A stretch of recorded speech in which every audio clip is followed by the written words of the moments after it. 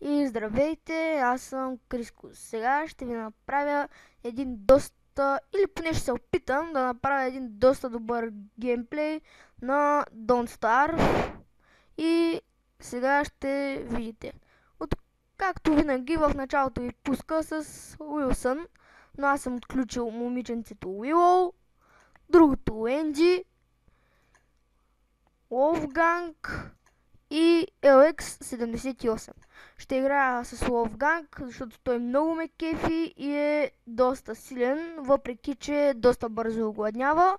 Ще го използвам. И добре, нека оцеляването да започне. Да ви предупредя, че имам малко проблем с системата и преминаването от вечер в ден малко ми лагва, но това ще е временно, не се безпокойте.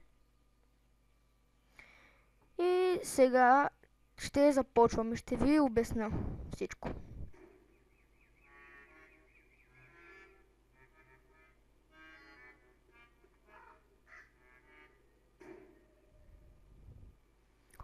Сега, в този епизод ще направя Sense Machine и нужните неща за оцеляване за една нощ.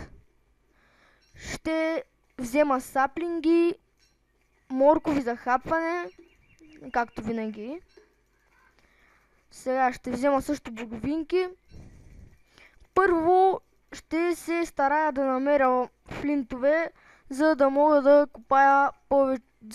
копая скалите и оттам нататък ще ми паднат повечето камъни, флинтове и други итеми, за да мога да направя лопата и брадва и така нататък. За първия епизод ще ви покажа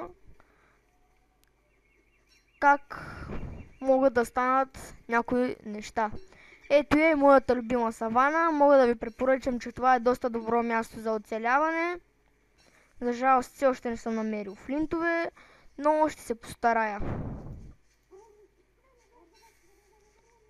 Ето тази пуйка отново. Тя, както знаете, ни краде нещата от храстите, по-скоро боровинките. Така че е доста гадно за мен. Да знаете, хора, че чета всички коментари, всичко слушам, така че не се безпокойте и пишете каквото искате. Може да ми оцените геймплея, добър ли е, лош ли е, както вие си прецените. Аз ще се постарая да направя всичко, което е моите сили. Имах най-дълги ми геймплей, който приключих наскоро, беше 40 дни. За жалост сега още не съм намерил флинтове, но пък намирам цветя. Препоръчвам ви да събирам тези цветя, защото от тях може да си направите венец и който естествено ви пречи да поудеете. Намерих първия флинт преди малко, сега ще се опитам да намеря втори. Играта е доста добра, препоръчвам ви, ако гледате, който не е изтеглил, да я изтегли. Надявам се, че ще успея да ви науча на някои неща за начинаещите, говоря. А пък за по-напредналите могат само да гледат. Общо взето. И да оценяват. Все още търся този флинт. Надявам се скоро да го намеря. Защото скоро ще дойде нощта, а аз още не съм готов с моята кирка. Което не ми харесва изобщо. Ето цветя. Ще ги взема. Защото те са ми важни. къде ли може да е този флинт? От доста време го търся. Надявам се скоро да го намеря. Трябва да се съберат 12 цветя за венеца. Да кажа. А за сега вече съм събрал 11. Ето най-после тези флинтове. Сега вече мога да направя моята кирка. И така. Имам още една. Сега събирам бързо голд, за да мога да си направя сцени с машин, както казах. За нея са ми нужни някои неща. Сега ще ги взема. Ще събера камъни. Добре, нека да видим. Събрахме го, така, дърво. Сега правим и нашата брадва. Исках първо да направя кирката, защото ми беше по-важна. И сега започвам да правя дърва. Ще взимам шишарките. Както знаете, мога да ги засадя и да направя и да порасте ново дърво от тях. Трябва, когато в най-бързо време да вземете лопата и да изкопаете дънерите, защото така много лесно може да ви се спалне дървено чудовище.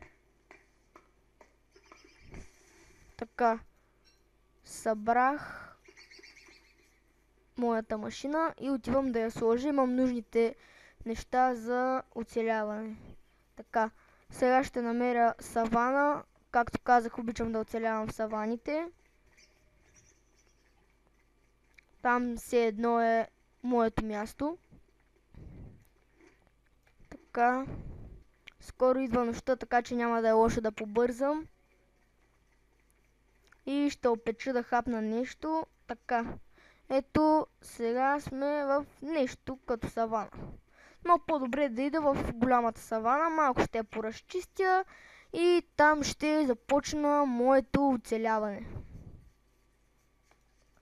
Малко саплинг ще разчистя. Трева. Така. Ето, от почти всичко вече имам и мога да си направя така.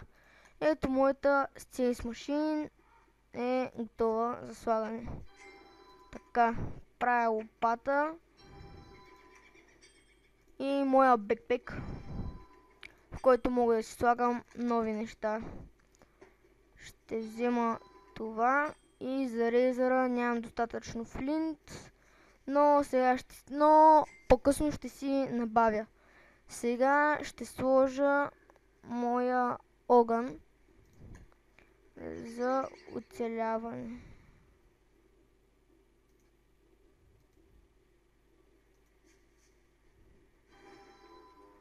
Така. Ще сложа последното дърво вътре, за да може да се разгори. Така, ще опеча моите моркови. Както виждате, бързо става. Ще се нахраня. И така.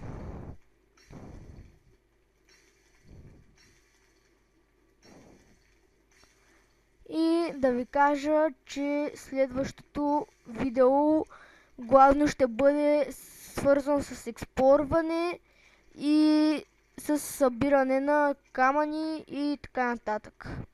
Така, първият ден почти приключи. Както казах, има малко проблеми с системата, така че малко ми лагва.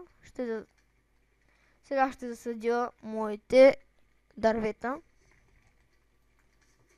Ето така. И ще ги чакам да пораснат.